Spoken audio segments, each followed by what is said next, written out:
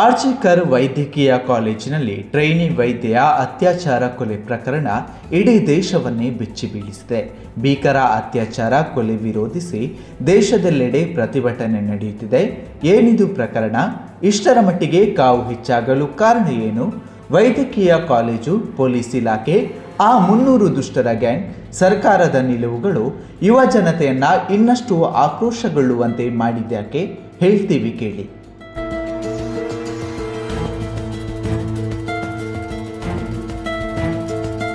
Seminar ಹಾಲ್ನಲ್ಲಿ rest ಮಾಡಿದ್ದ ವೈದ್ಯ ವಿದ್ಯಾರ್ಥಿನಿ. ಆಗಸ್ಟ್ 8ರ ರಾತ್ರಿ ದೇಶದ ಚಿತ್ತ ಪ್ಯಾರಿಸ್ ಒಲಿಂಪಿಕ್ನತ್ತ ಇತ್ತು. ಚಿನ್ನದ ಹುಡುಗ ನೀರಜ್ ಪದಕ ಬೇಟೆಯತ್ತ ಗುರಿ ನಿಟ್ಟಿದ್ದರು. 36 ಗಂಟೆಗಳ ಡ್ಯೂಟಿ ಮುಗಿಸಿ ಆನ್ಲೈನ್ನಲ್ಲಿ ಊಟ ತರಿಸಿಕೊಂಡು ಊಟ ಮಾಡಿದ್ದ ವೈದ್ಯೆ ಕೆಲಕಾಲ ನೀರಜ್ ಚೋಪ್ರಾ ಆಟ ನೋಡಿ ರಾತ್ರಿ ಸುಮಾರು 2 ಗಂಟೆಗೆ ಸೆಮಿನಾರ್ ಹಾಲ್ಗೆ ತೆರಳಿ ರೆಸ್ಟ್ ಮಾಡಿದ್ದರು. ಬೇರೆಲ್ಲ ಆಸ್ಪತ್ರೆಗಳಲ್ಲಿ DDR ಅಂದರೆ ಡ್ಯೂಟಿ ಡಾಕ್ಟರ್ ರೂಮ್ ಇರುತ್ತೆ. ಆದರೆ ಆರ್ಜಿಕರ್ ಮೆಡಿಕಲ್ ಕಾಲೇಜಿನಲ್ಲಿ ಈ ವ್ಯವಸ್ಥೆ ಇಲ್ಲ. ಹಾಗಾಗಿ ಸೆಮಿನಾರ್ ಹಾಲ್ನಲ್ಲಿ ಮಲಗಿದ್ರು. ಆದರೆ ಆಗಸ್ಟ್ 9ರಂದು ಸೆಮಿನಾರ್ ಹಾಲ್ನಲ್ಲಿ ವೈದ್ಯ ವಿದ್ಯಾರ್ಥಿನಿಯ ಮೃತದೇಹ ಅರೆನಗ್ನ ಸ್ಥಿತಿಯಲ್ಲಿ ಪತ್ತೆಯಾಗಿತ್ತು. ಅಲ್ಲಿಗೆ ಸೆಮಿನಾರ್ ಹಾಲ್ನಲ್ಲಿ ಅತ್ಯಾಚಾರ ನಡೆದಿರುವುದು ಮೇಲ್ನೋಟಕ್ಕೆ ದೃಢವಾಗಿತ್ತು.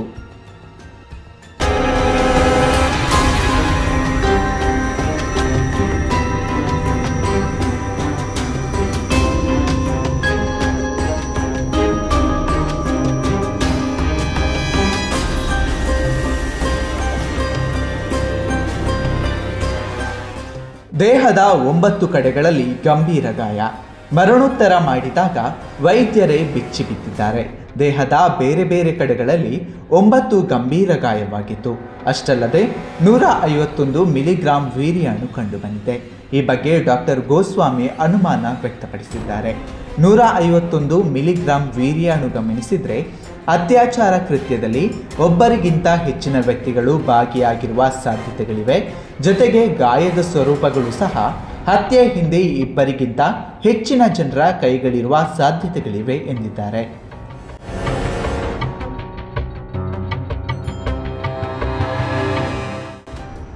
ದೇಹದ ಪಕ್ಕದಲ್ಲಿ ಬ್ಲೂಟೂತ್ ಪತ್ತೆ, ಓರ್ವನ ಬಂಧನ.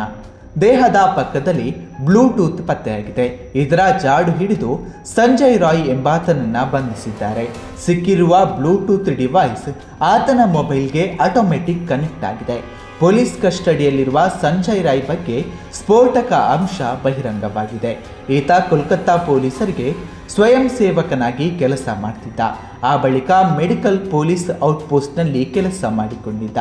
ಪೊಲೀಸರ ಪರಿಚಯ ಇದೆ ಅನ್ನುವ ಕಾರಣಕ್ಕೆ ಮೆಡಿಕಲ್ ಕಾಲೇಜಿನಲ್ಲಿ ಎಲ್ಲಿ ಬೇಕಾದಲ್ಲಿ ತಿರುಗಾಟ ಮಾಡ್ತಿದ್ದ.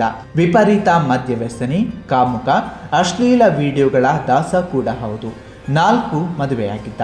ಪೊಲೀಸರ ವಿಚಾರಣೆ ವೇಳೆ ಮಾಡಿದ್ದು ದುಷ್ಕೃತ್ಯ ಅನ್ನುವ ಪಾಪ ಪ್ರಜ್ಞೆಯೂ ಇರಲಿಲ್ಲ. ಅತ್ಯಾಚಾರ ಮಾಡಿದ್ದೇನೆ, ಗಲ್ಲಿಗೇರಿಸಿ ಅಂತ ಹೇಳಿದ್ದ. ಇದು ಎಲ್ಲರನ್ನ ಬೆಚ್ಚಿ ಬೀಳಿಸಿದೆ.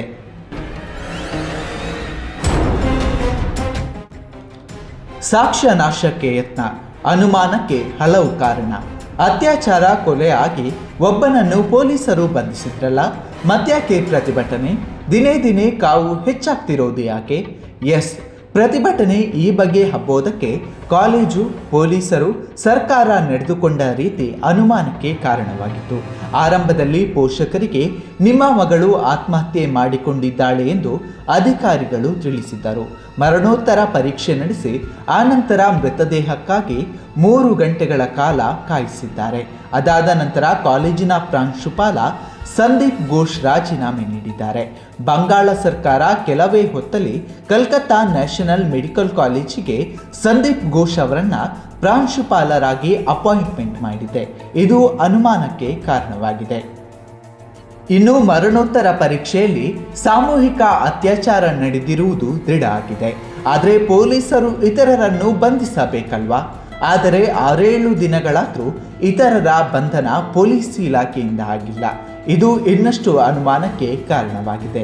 ಇದರಿಂದಲೇ ಸಹಸ್ರ ಸಂಖ್ಯೆಯಲ್ಲಿ ವಿದ್ಯಾರ್ಥಿಗಳು ಪ್ರತಿಭಟನೆ ನಡೆಸಿದ್ದಾರೆ. ಪೊಲೀಸ್ ಇಲಾಖೆಯಿಂದಲೇ ಲೋಪ ಆಗಿದೆ ಅನ್ನೋವಾಗಲೇ ಹೈಕೋರ್ಟ್ ಈ ಪ್ರಕರಣವನ್ನು CBIಗೆ ಹಸ್ತಾಂತರ ಮಾಡಿದೆ. ದುಷ್ಟರ ಗ್ಯಾಂಗ್ನಿಂದ ರಾತ್ರೋರಾತ್ರಿ ವಿದ್ಯಾರ್ಥಿಗಳ ಮೇಲೆ ದಾಳಿ. ಆರ್ಜಿಕರ್ ವೈದ್ಯಕೀಯ ಕಾಲೇಜು ಮತ್ತು ಆಸ್ಪತ್ರೆಯ ಆವರಣಕ್ಕೆ ಬುಧವಾರ ತಡರಾತ್ರಿ ನುಗ್ಗಿದ ದುಷ್ಕರ್ಮಿಗಳು ಆಸ್ಪತ್ರೆಯ ಕಟ್ಟಡ, ತುರ್ತು ವಿಭಾಗ, ವೈದ್ಯಕೀಯ ಯಂತ್ರೋಪಕರಣಗಳು, ಪೀಠೋಪಕರಣ, ಔಷಧ ಕೇಂದ್ರ, ಹೊರರೋಗಿ ವಿಭಾಗ ಮತ್ತು ಇತರ ವೈದ್ಯಕೀಯ ಸಲಕರಣೆಗಳನ್ನು ಧ್ವಂಸಗೊಳಿಸಿದ್ದರು. ಈ ಹಿಂಸಾಚಾರದಲ್ಲಿ ಪೊಲೀಸರು ಸೇರಿದಂತೆ ಹಲವಾರು ಮಂದಿ ಗಾಯಗೊಂಡಿದ್ದರು. ಪೊಲೀಸರ ಎದುರಲ್ಲೇ ಪ್ರತಿಭಟನಾಕಾರರ ಮೇಲೆ ಹಲ್ಲೆ ನಡೆದಿದೆ. ಬರೋಬ್ಬರಿ 300ಕ್ಕೂ ಅಧಿಕ ಮಂದಿ ದುಷ್ಕರ್ಮಿಗಳು ಇದ್ದರೆಂದು ತಿಳಿದು ಬಂದಿದೆ. ಈ ಕೃತ್ಯದಲ್ಲಿ ವಿಪಕ್ಷದವರ ಕೈವಾಡವಿದೆ ಎಂದು ಮಮತಾ ಬ್ಯಾನರ್ಜಿ ಆರೋಪಿಸಿದ್ದಾರೆ. ವೈದ್ಯರು, ವೈದ್ಯ ವಿದ್ಯಾರ್ಥಿಗಳು ಈ ಕೃತ್ಯಕ್ಕೆ ವಿರೋಧ ವ್ಯಕ್ತಪಡಿಸಿದ್ದು, ಆಗಸ್ಟ್ 17ರಂದು ವೈದ್ಯರ ದೇಶವ್ಯಾಪಿ ಮುಷ್ಕರಕ್ಕೆ ಕರೆ ಕೊಡಲಾಗಿದೆ.